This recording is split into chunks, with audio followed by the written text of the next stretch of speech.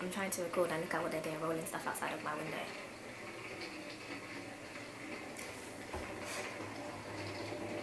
Are you guys hearing this?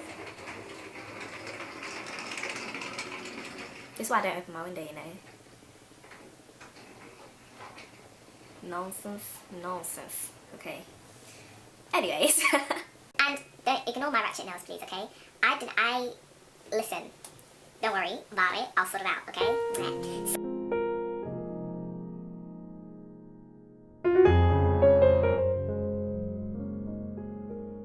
Hey guys, so I'm back again with another video, but before I start talking, I wanted to actually say thank you to everybody who has subscribed to me.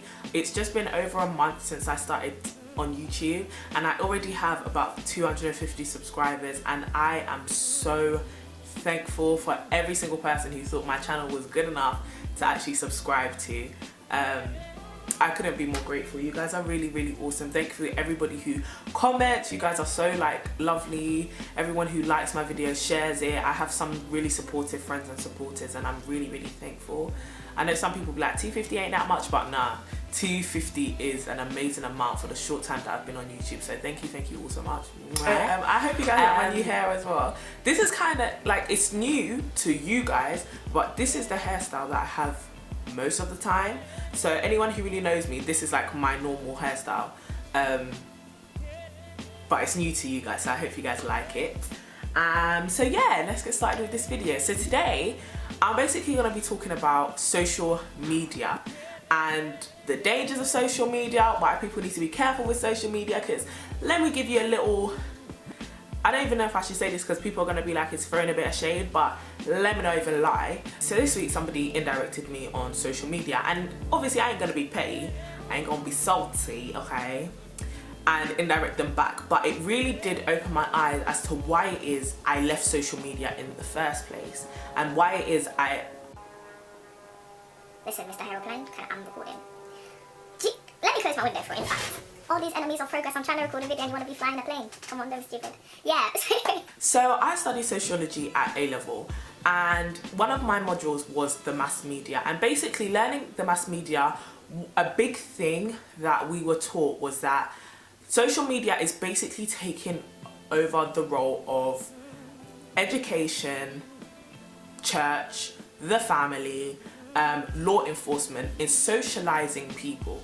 So basically that means that people are more likely to go to the media to teach them what their norms and values should be, or what normalized culture is, or what they should act like in a sense, rather than going to ask their parents, rather than going to seek it in the education system, rather than going to seek it from law enforcement. The influence of those social institutions has basically weakened, and social media is having a much bigger role in the socialization of individuals.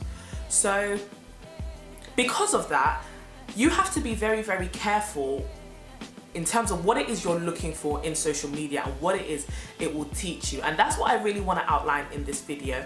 I know personally I have so many people around me who use social media to connect, but I also see us connecting with many different people we don't actually know. We don't know these people that we connect with on Twitter.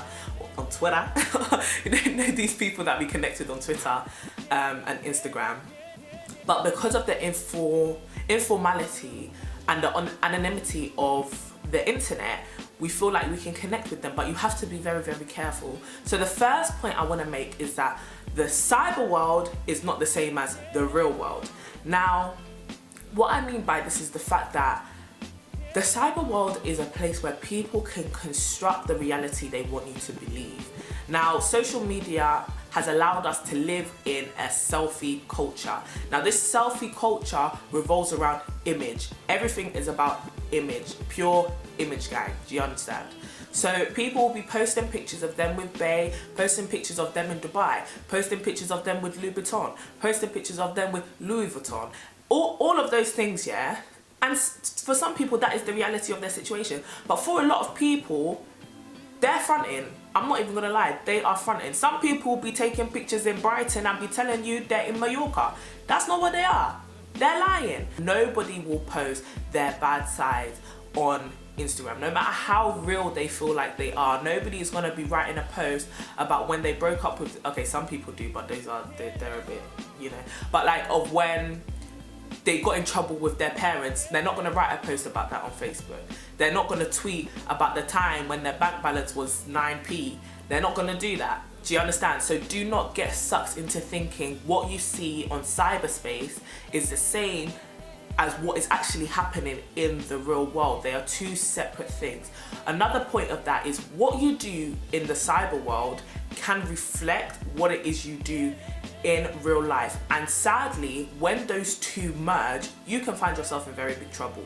And basically what I mean by that is that if you portray yourself some way on Instagram, on Facebook, on Twitter, and somebody finds that about you, and they see you in the real world, they're going to expect that that is what you are like.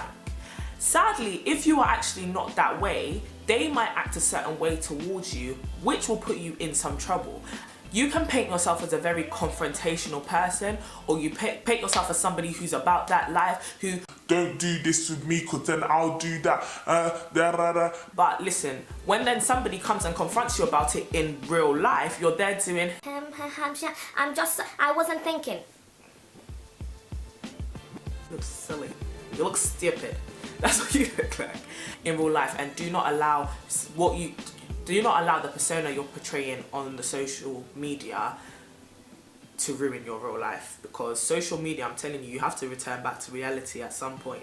You can't just spend your whole life on Twitter. Cyberspace is not your home. At some point, you're gonna have to have real relationships with people, and do not allow social media to destroy your ability to do that. The next problem that I had was the normalization of sexual content. Now, the normalization of sexual content on social media, I really don't have to explain what it is, but you guys can go on Tumblr, on Instagram After Dark, on Twitter, on Snapchat. People are basically doing pornography all over the damn place. People are legit naked. And I'm not judging anybody, but I just want you guys to realize that this is what social media has basically done. Other social institutions, other mediums, such as the television or the radio, or like magazines and newspapers, have regulations on how sexualized their content can become. And those regulations will be like, okay, on particular channels, we can't show a person past a certain amount of nudity. Maybe we can show breasts, but we can't show punani, stuff like that. But on social media, because everybody on social media is in charge of their own content and policing their own content, and it's very hard to police the internet, we see pornography all the time. It's becoming more and more easy to see the naked body and become desensitized to the importance of sex and the importance of selling sex. Now, I know a lot of people will be like, oh, but Courtney, like, women should have the freedom to be able to show their body in an artistic way. And there is absolutely no problem with showing your body in an artistic way if that's what you like. However, it does sometimes, seeing all this sexual stuff, seeing breast everywhere, seeing bum everywhere, seeing this everywhere, talking about sex, talking about doing this with this person, talking about how, you know, sexually aroused you are on social media, that really puts other people, especially young people, in a position where they feel like, oh my gosh, I need to become hypersexualized so that I can fit into today's society. And it's because of this normalization of sexual content that a lot of children, and I really do mean children, like teenagers who go and log in on Facebook as soon as they get to 12, 13, they are exposed to all these things, and then they become hypersexualized at a very, very young age, and it puts them in a very bad position because they feel as though physically they are mature but mentally they are not. Another thing for me is there is a lot of alienation between the body and the person. Now, because of social media normalizing sexual culture, a lot of the time people just see the body as a sexual vessel. Everybody feels that in order to seek validation or to gain validation, they must sell their body for likes. And that is not what has to happen, because if you do that, you become, people just lust for your body. You can see so many people on Instagram who like the pictures of girls with really big bum and really big breasts and really small waist. However, how many of them really care about that person? How many of them really know? Some of them don't even know that person's real name. There's an alienation between the body and the actual being. And do not allow Instagram like to devalue you as the real person that you are, the real spirit that you are. Do not allow that to happen. There's so much more to you than the flesh that is on your bones. So everything's been a bit negative, so I wanted to everything's been a bit negative, so I wanted to kind of talk to you guys about what it is you can do in order to kind of change this. Or not necessarily change this, but to actually use social media to your advantage, because like I said, it is a growing institution in society and it is very helpful. It's a place where there is collective intelligence. It's a place where you can connect with people who have amazing talents who you wouldn't have been able to connect with if you were simply out on the street. I mean, artists are on here, like people who make music, people who paint, people who graphic design, people who make packaging. You can now order one thing from one side of the world to the other side of the world, You can read about stuff which otherwise would not have been shown on TV, or you can see stuff which otherwise would have been censored. And the censorship of television can be good and it can be bad, because there are many nuanced ways that the television or radio or newspapers are censoring the voices of people that need to be heard. A lot of people who own the media are old white men. Let's not lie, okay? Let's not lie. So the likelihood of those owners of the media allowing people like young black people, old black people, women, all sorts of women to actually come on here and talk about, or let's say foreigners or asylum seekers, if they're trying, the likelihood of them letting people like that come and talk on the news or go and make documentaries is not very high on the television networks that have the biggest audience, because a lot of the time television is trying to paint this narrative which feeds into the interests or the fears of the people that are watching it. Now, that's what the internet is good for. The internet allows anybody to create their own story, to tell their own truth, and to let it be widely known what it is they are going through.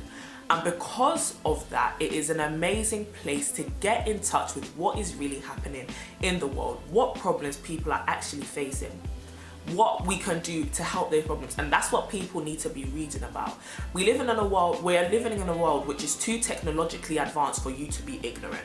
We're living in a world which is too technologically advanced for you to not know what it is that is going on, for you to not understand the problems that are being faced by some people. It's only a couple of clicks away. It's only a couple of tick taps in order to find certain books, certain articles, certain blogs for you to be reading. Also, like I said in the beginning, a lot of the time people see social media posts and they feel like they should emulate or they should copy what it is that is being done on these pages. And the truth is, you do not have to copy. You are your own individual person. But one thing you can do is find inspiration. I use Instagram and Facebook and Twitter and YouTube to find inspiration as to what it is I want to do and what it is I want to be, but I definitely would not copy anybody. And that's what you should get into the mindset of doing. There is no problem in being inspired by somebody. I'm inspired by a whole bunch of people, both on social media and out of social media. But the one thing I do not do is try to become them. And that's one thing you should always remember. So guys, I really hope this video was kind of helpful. It's something that has been playing on my mind for quite a while now, but hopefully you guys liked it. Hopefully it made sense, and I'll catch you guys in my next video. Bye.